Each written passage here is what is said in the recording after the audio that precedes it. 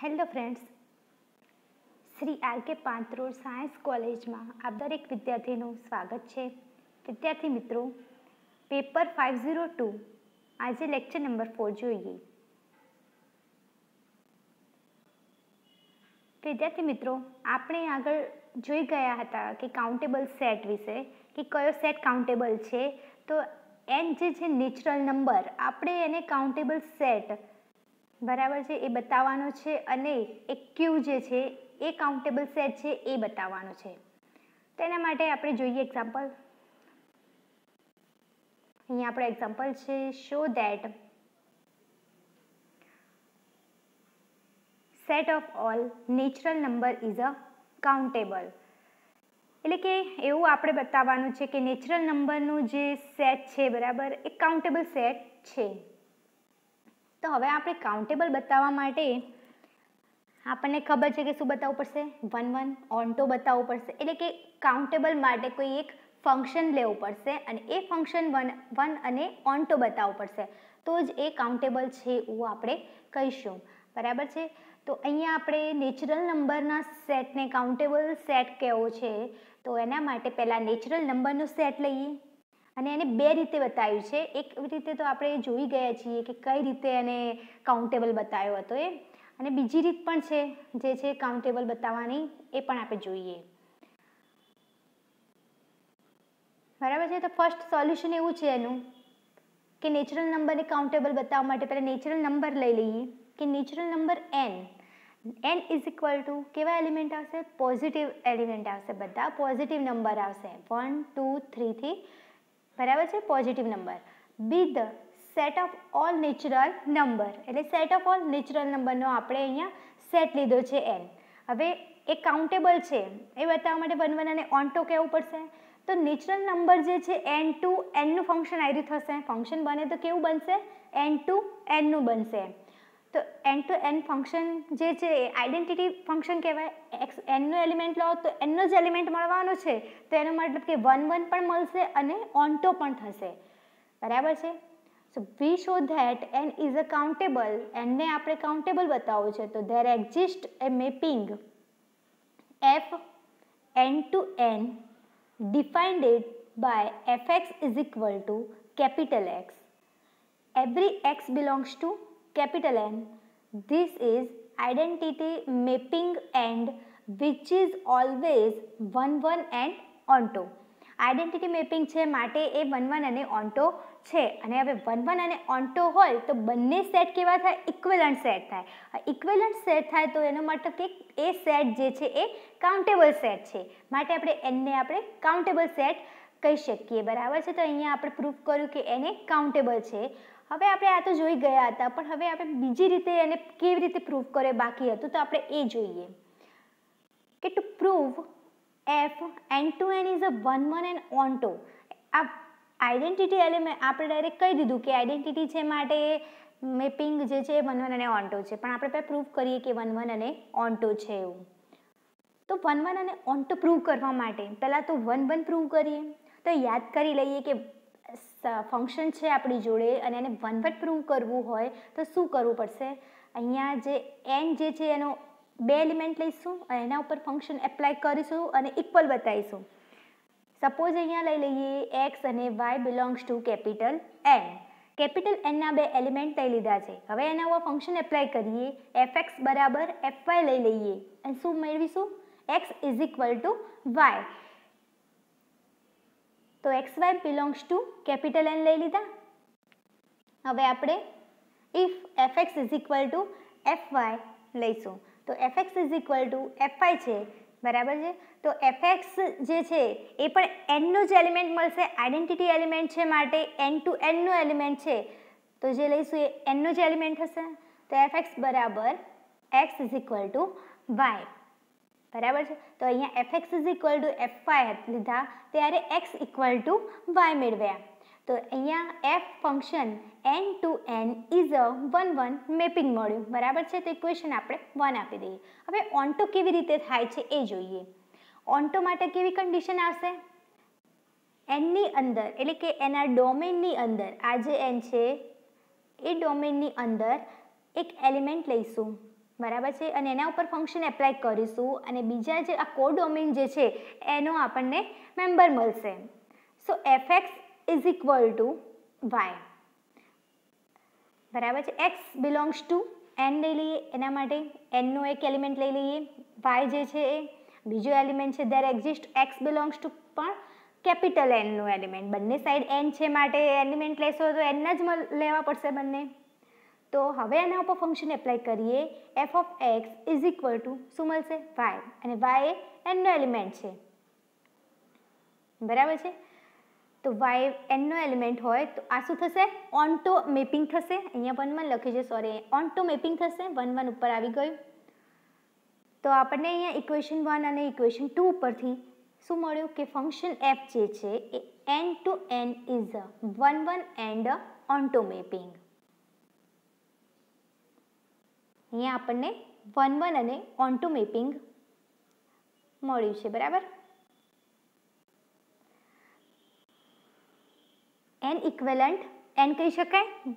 1 1 અને ઓન્ટો મળે તો આપણે n ઇક્વેલન્ટ n તરીકે લખીશું અને n એ કાઉન્ટેબલ છે એવું કહી શકાય. તો ક્લિયર? અહીંયા થિયરમ શું કર્યું આપણે કે આપણને એવું પણ પૂછે કે કાઉન્ટેબલ સેટ હોય એવા કયો સેટ જે છે એ કાઉન્ટેબલ છે. એક તો આપણને ફાઇનલી ખબર પડી ગઈ કે n નેચરલ નંબરનો સેટ એ કાઉન્ટેબલ છે. બરાબર છે, જે નેચરલ નંબર n નો સેટ છે એ કાઉન્ટેબલ છે, કેમ કે એની અંદર 1 1 અને ઓન્ટો થઈ જાય છે પ્રૂફ. અને 1 1 અને ઓન્ટો પ્રૂફ થઈ જાય તો આપણને સમજી લેવાનું કે એ સેટ જે છે એ કાઉન્ટેબલ છે અને બંને સેટ વચ્ચેનું રિલેશન ઇક્વેલન્ટ છે. બરાબર છે, આટલું તમને ખ્યાલ આવવો જોઈએ કે ઇક્વેલન્ટ એટલે જ ઇક્વેલન્ટ બતાવવા માટે 1 1 અને ઓન્ટો પ્રૂફ કરવું પડે. બરાબર છે, તો એને અહીંયા આપણે કાઉન્ટેબલ પ્રૂફ કરી દીધું. હવે આગળ જોઈએ. હવે એક એક્ઝામ્પલ છે જે છે રેશનલ નંબર q ને પણ આપણે કાઉન્ટેબલ બતાવવું છે. તો અહીંયા આપણે n ને કાઉન્ટેબલ બતાવ્યો, નેચરલ નંબર n ને આપણે કાઉન્ટેબલ બતાવ્યો. તો હવે આપણે q જે છે એ રેશનલ નંબર છે. હવે રેશનલ નંબરના સેટને આપણે કાઉન્ટેબલ બતાવીએ કે રેશનલ નંબરનો સેટ પણ કાઉન્ટેબલ થાય છે. બરાબર, તો એના માટે આપણે શું લઈશું? We know that any rational number can be written in the form of p by q for some p belongs to z, q belongs to n. હવે આપણે રેશનલ નંબરનો સેટ લેવો છે, એનો મતલબ કે રેશનલ નંબરને કેવી રીતે લખાશે એ પહેલાં લખવું પડશે. તો રેશનલ નંબર માટે p બાય q ફોર્મમાં એને લખાય છે, જ્યાં આગળ p જે છે એ ઝેડમાં આવ્યો છે અને q જે છે એ એનની અંદર આવેલો છે. બરાબર છે, તો define sets every n belongs to capital n. હવે એક q સેટ લઈ લઈએ જે છે રેશનલ નંબરનો સેટ. એક q સેટ જે છે એ રેશનલ નંબરનો સેટ છે જેની અંદર q ના એલિમેન્ટ આવી જાય છે. તો એક q ઇઝ ઇક્વલ ટુ આપણે લઈશું -3 by q, -2 by q, -1 by q, 0, 1 by q, 2 by q, એવી રીતે બધાના છેદમાં q હશે અને ઉપર p ના એલિમેન્ટ p હશે. બરાબર છે, p તરીકે -3, -2, -1 કે એવી રીતે આ સાઈડ અનંત સુધી અને 0ની રાઈટ સાઈડ પણ અનંત સુધી પોઝિટિવ સંખ્યા આવશે અને અહીંયા નેગેટિવ આવશે. ઇક્વેલન્ટ z એટલે કે ઝેડના એલિમેન્ટ સાથે ઇક્વેલન્ટ કર્યું છે, કેમ કે p જે છે ઉપર એ ઝેડનો જ એલિમેન્ટ છે. ડિફાઇન ફંક્શન, હવે આપણે એક ફંક્શન ડિફાઇન કરીશું. આપણે કોઈ પણને સેટને આપણે કાઉન્ટેબલ બતાવવું છે તો ફંક્શન તો ડિફાઇન કરવું પડશે. એ ફંક્શનને આપણે 1 1 ઓન્ટો લાવીએ તો આપણે એને કહી શકીએ કે કાઉન્ટેબલ છે, અથવા તો કોઈ એક મેમ્બર મતલબ કાઉન્ટેબલ હોય અને આપણે એને જોઈએ કે એનો યુનિયન કાઉન્ટેબલ થાય એવું બતાવી દઈએ તો પણ થઈ જાય. બરાબર છે, આપણે આગળ એક થિયરમ જોઈ ગયા યુનિયનવાળો કે countable set as a countable set જે છે બરાબર એ સેટનું યુનિયન કરતાં પણ એક કાઉન્ટેબલ સેટ મળે છે. બરાબર, તો અહીંયા આપણે એક q લખ્યા. બરાબર છે, જેની અંદર -3 બાય q, -2 બાય q એવી રીતે મતલબ કે માઇનસ નેગેટિવ સંખ્યા આવે છે, અહીંયા પોઝિટિવ સંખ્યા આવે છે એવું લખ્યું. હવે અહીંયા ફંક્શન આપણે બનાવીએ f.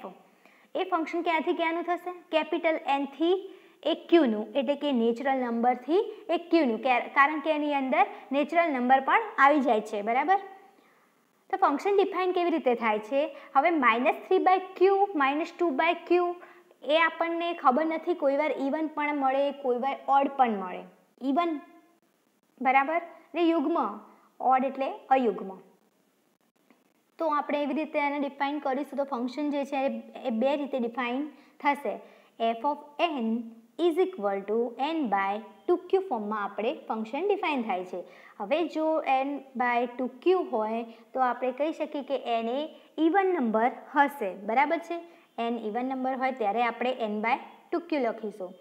હવે જો -n-1/2q is n is odd, બરાબર છે, તો n આપણે ઓડ થશે. જ્યારે n-1/2q આ ફોર્મમાં આપણને મળશે તો એ થશે ઓડ નંબર. એ વખત n કેવો હશે? ઓડ હશે. Every n belongs to capital N. તો અહીંયા આપણને ખબર પડી કે ઇવન હોય ત્યારે n/2q લખાય, ઓડ હોય n ત્યારે માઇનસ અને કૌંસની અંદર n-1/2q લખાશે. હવે જોઈએ every q belongs to capital N, બરાબર છે. દરેક જેટલા q છે એ કેપિટલ N ની અંદર છે. તો f n2 એક q is a 1 1 and on 2. અહીંયા તમને શું કર્યું?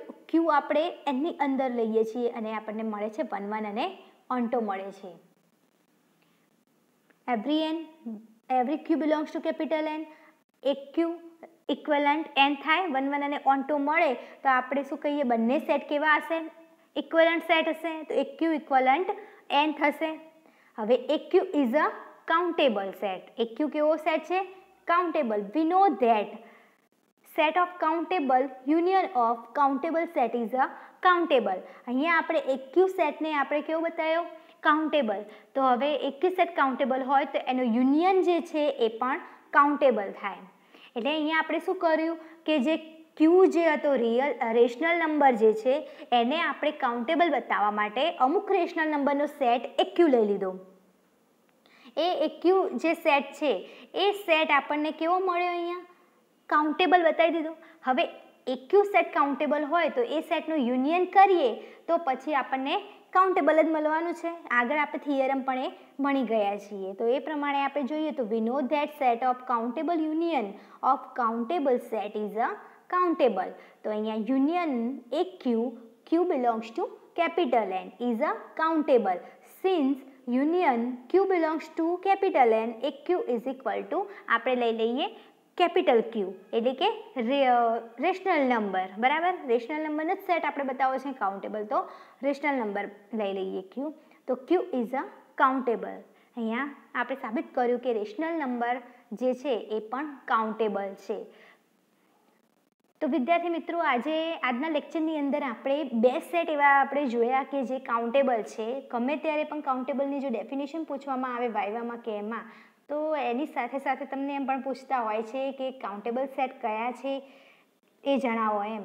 તો એક નેચરલ નંબર જે છે એ કાઉન્ટેબલ છે અને એક રેશનલ નંબર છે એ પણ કાઉન્ટેબલ છે.